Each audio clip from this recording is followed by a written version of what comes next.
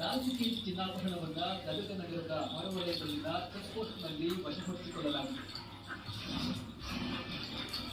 ಹಿಂದುತ್ವದ ಬಗ್ಗೆ ಆಕ್ಷೇಪಣೀಯ ಪೋಸ್ಟ್ ಹಾಕಿದ್ದ ಆರೋಪದ ಮೇಲೆ ನಟ ಸಾಮಾಜಿಕ ಹೋರಾಟಗಾರ ಚೇತನ್ ರನ್ನ ಶೇಷಾದ್ರಿಪುರ ಪೊಲೀಸರು ಬಂಧಿಸಿದ್ದಾರೆ. ಚೇತನ್ಗೆ 14 ದಿನ ನ್ಯಾಯಾಂಗ ಬಂಧನ ವಿಧಿಸಲಾಗಿದೆ.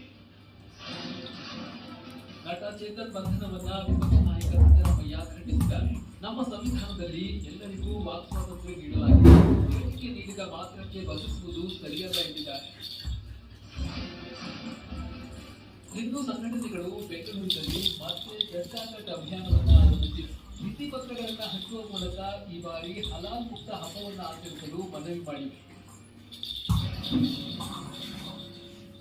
ಮನೆ ಕಟ್ಟಲು ಶುರು ಮಾಡಬೇಕು. ನಿಪ್ಪೋನ್ ಪೇಂಟ್ ಕರೆಯೋಣ.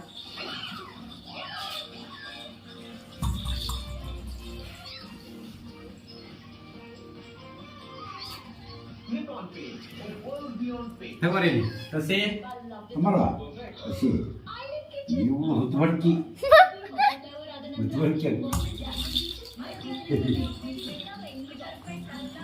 ತಗೊಂಡಿದ್ದ ಕುತ್ಕೊತಾಳ ಆಟ ಆಡೋದಲ್ಲ It's time to break free.